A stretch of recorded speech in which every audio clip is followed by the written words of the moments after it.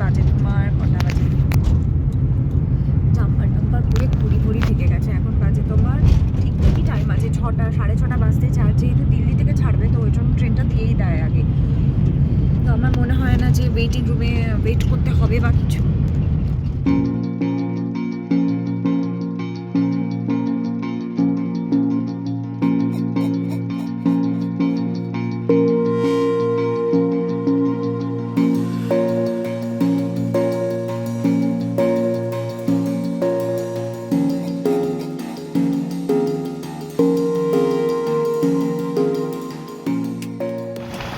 যাই হোক, আধা কথা বলছি, এই যে পেছনের ওই বিল্ডিংটা দিয়ে ইয়ে করছিলাম, ক্যাপচার করছিলাম, বেশ ভালো লাগছিল দেখতে। তো ওকে বললাম যে হয়তো বা ওয়েট করতে হবে না, বা হলেও বেশিক্ষণ হবে না আর কি। আমার ভালো লাগে না একদম বেশিক্ষণ ওয়েট করতে। বাড়িতে তো কথা হয়েই গেছে মোটামুটি, আর ইন্ডিয়া গেট এলে দেখাবো তোমাদেরকে রাত্রিবেলায় কি সুন্দর লাগে দেখতে। আর এটা আমার নতুন সংযোজন হয়েছে, তোমরা জানিও আমাকে ভাল লাগছে কি লাগছে না। বেশ কিছুজন বললে ভাল লাগছে, তো সেই জন্যই আমি বলবো ঠিক আছে, তাহলে একটু পড়ে চড়ে যাওয়া যেতেই পারে।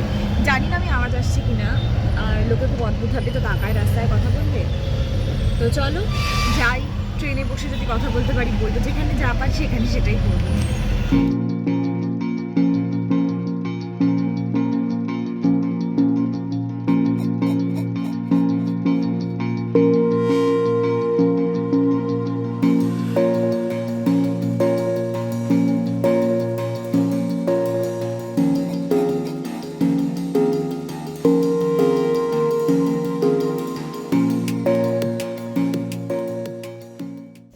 তো স্টেশনে এই করতে করতে চলে আসে। এর আগেও তোমাদেরকে অনেকবার করে নিজামুদ্দিন রেলওয়ে স্টেশনটা দেখিয়েছি, নতুন কিছু আর কি নয়। ওই নর্মাল যেরকম ব্যাগ চেকিং হয়, ব্যাগ চেকিং হওয়ার পরে দেখে নিলাম কোন এক্সপেক্টেড প্ল্যাটফর্মে অ্যারাইভাল দেখাচ্ছে, দিয়ে সেই প্ল্যাটফর্মের উদ্দেশ্যে আমি ভাবলাম যে একবারে সেখানে গিয়ে দাঁড়াই, কারণ ওয়েটিং রুমে ফালতু মানে বসে থাকার কোনো মানে হয় না। আর আমার ব্যাগটাকে ইগনোর করো, কারণ প্রচুর ধুলো বালি অনেক কিছু একে সহ্য করতে হয়, অনেক নিপীড়ন। মানে ওই আমরা ছোটোবেলায় যে আত্মকথা পড়তাম না, এই ব্যাগের যদি আত্মকথা কোনো দিন রচনা লেখা হয়, এর থেকে দুঃখের কাহিনী কিছু হতে পারে বলে আমার মনে হয় না। তো যাই হোক, এই ব্যাগটাকে নিয়ে আমি অনেক যুদ্ধ করি আর কি, মানে এই অনেক যুদ্ধের সাক্ষী।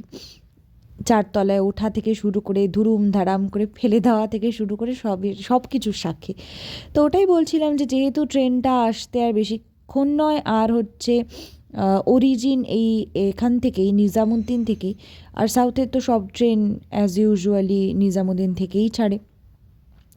তো সেই জন্য একেবারে আমি একবারে এক্সপেক্টেড প্ল্যাটফর্ম দেখে নিয়ে সেখানে গিয়ে দাঁড়ালাম। ভাবলাম যে একটু কিছুক্ষণ দাঁড়িয়ে থাকি, দিয়ে লোকজন দেখা যাবে, বাড়ির সাথেও একটু কথা টথা বলি। আর এখানে আমি আওয়াজটা রেখেছি একটাই কারণে, আমার মনে হয় যে কোনো স্টেশনের ভিডিও করতে গেলে ট্রেনের আওয়াজ ছাড়া জিনিসটা মনে হয় খানিকটা ইনকমপ্লিট।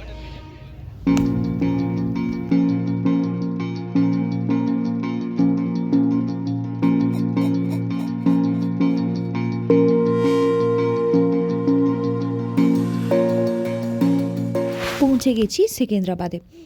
সেকেন্দ্রাবাদ থেকে আমার যাওয়ার ছিল হায়দ্রাবাদ ডেকানে, ডেকান থেকে ছিল রাত্রি 10টায় ট্রেন।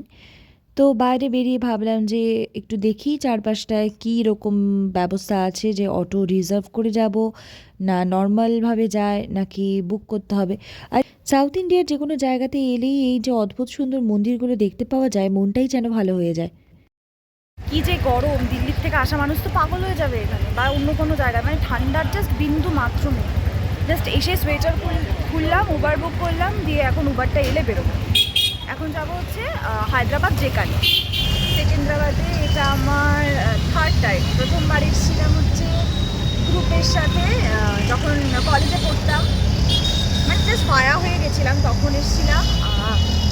দিয়ে তারপরে এর আগের বার যেটা এসেছিলাম সাউথ ইন্ডিয়া যাওয়ার সময়, আর এবার এলাম পুনে যাওয়ার জন্য। তো আর ওয়েদারটা এত আরামদায়ক, মানে ভীষণ আরাম লাগছে। এরকম না যে মানে আমি এমনি এমনি সোয়েটারটা রেখে দিয়েছি, মানে সত্যি সোয়েটার গায়ে দেওয়ার মতো ওয়েদার না, জাস্ট নর্মাল টি শার্ট বা খুব বড় জোর ফুল স্লিভ কিছু পরার মতন, কোনো উলেন কিছু পরার মতন কোনো ওয়েদার এখানে অন্ততপক্ষে এখনও অবধি তো নেই। আর পুনেতেও যে খুব বেশি ডিফারেন্স হবে বলে আমার মনে হয় না। তো যাই হোক আর কি, যাচ্ছি এখন হচ্ছে হায়দ্রাবাদ ডেকানে। রাতে 10টায় ট্রেন আছে হায়দ্রাবাদ ডেকান থেকে।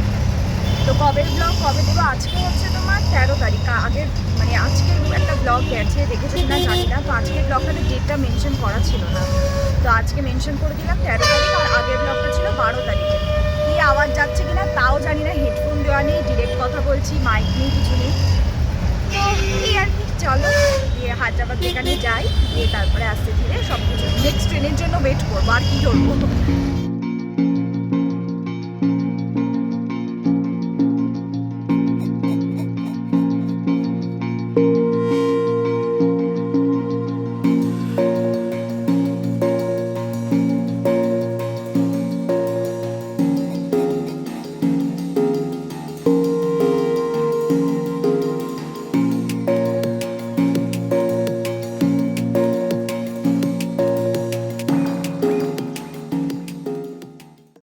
আবার সেই হুসেন সাগরের পাশ দিয়ে যাওয়া তেলেঙ্গানা সেক্রেটারিয়েটটাকে যে কী ভালো মতন সাজিয়েছে, মানে চক্ষু সার্থক যাকে বলে আর কি, দেখেই মনটা ভালো হয়ে যাচ্ছিল।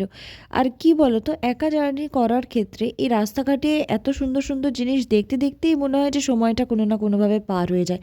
তো আমি চলে এলাম এই ডেকানে। ভেবেছিলাম যে পৌঁছোতে বেশ কিছুটা টাইম লাগবে, কিন্তু রাস্তা মোটামুটি ফাঁকাই ছিল। তো স্টেশনে পৌঁছেই স্টেশনের বাইরে প্রচুর সাউথ ইন্ডিয়ান দোকান, তারপরে ইরানি চায়ের দোকান, এই সমস্ত প্রচুর জিনিসপত্র ছিল। তো গিয়ে আমরা ভাবলাম যে একটু চা কফি এরকম ছোট কিছু অল্প হালকা কিছু স্ন্যাক্স ধরনের কিছু খাওয়া যাক। আর এই এত মিষ্টি এত কিছু দেখে তো কি আর বলবো আর কি, একটু লোভ সংবরণ করা একটু চাপের। তারপরে রাত্রেবেলায় ট্রেন অনেক আগেই দিয়ে দিয়েছিল, তো 9:15টার সময় আমরা ট্রেনে উঠে গেছি। আর পরের দিনের রাইড টাইম ছিল 8:55। তো ভেবেছিলাম যে কোনো কারণে হয়তো বা দেরি হলেও হতে পারে, দেখলাম যে না, ট্রেন ছেড়েছেও রাইড টাইমে, এবং সবথেকে ভালো বিষয় যেটা, পৌঁছেছেও রাইড টাইমে। আর পৌঁছানোর পর আমাদের ট্রান্সপোর্টেশনের জন্য না কোনো অসুবিধে হয়েছে, না এক সেকেন্ডের জন্য কিছু ভাবতে হয়েছে। সকালবেলায় আমরা একটু কফি খেলাম, কফি খাওয়ার পরে ট্রান্সপোর্টেশনে যারা ভলেন্টিয়ার ছিল পুনে ইউনিভার্সিটির তরফ থেকে, তারা বাস অ্যারেঞ্জ করেছিল। যাওয়ার আগে এক সেকেন্ডের জন্য হলেও মনে হচ্ছিল যে কীভাবে কী হবে না হবে, প্রসিডিওর কিছু বুঝতে পারছি না, কারণ ডিটেইলিংয়ে কিছু পাচ্ছি না এখনও হাতে। কিন্তু সত্যি কথা বলছি, মানে প্রতিটা জায়গার থেকেই ফেরার পরে আমি এই পজিটিভ একটা ভাইব নিয়েও মানে টাচউড এখন অবধি ফিরতে পারি, এটা আমার ভাগ্য আমি বলতে পারি। কারণ এরা যেভাবে এতগুলো মানুষের ট্রান্সপোর্টেশনকে অ্যারেঞ্জ করেছে, মানে সিরিয়াসলি হ্যাটস অফ। দেখতে দেখতে চলে এলাম ইউনিভার্সিটিতে, সাবিত্রীবাই ফুলে ইউনিভার্সিটি, যেটা আগে পুনে ইউনিভার্সিটি নামে পরিচিত ছিল। ইউনিভার্সিটির ক্যাম্পাসটা না বেশ একটা কলোনাইজেশনের একটা অন্যরকম একটা ভাইব আছে। আমাদেরকে বাসে করে প্রথমে নিয়ে গেল ব্রেকফাস্টের জন্য। সেখানে ছিল নানান রকমের অপশনস, যার যেটা পছন্দ। কারোর জন্য সাম্বার বড়া, কারোর জন্য ইডলি, সামোসা, আর চা কফি তো ছিলই, উপমা ছিল, মিসেল পাও ছিল, আরও নানান রকমের জিনিসপত্র। তো ভাবলাম যে একটু ব্রেকফাস্টটা করার আগে এই বাইরেটার একটু ছোট্ট একটা ক্লিপিংস নিয়ে নিই, তাহলে তোমাদেরকেও একটু দেখাতে পারবো। এটা ছিল সেট গেস্ট হাউস পুনে ইউনিভার্সিটির। দিয়ে তারপরে খাওয়া দাওয়া করলাম। আমি খেয়েছিলাম উপমা। আমার আবার সাউথ ইন্ডিয়ান খাবারের প্রতি অদ্ভুত একটা কানেকশন আছে, জানি না কেন। তো আজকের মতো ব্লগটা এই পর্যন্তই রইল, দেখা হবে পরের অন্য একটি ব্লগে।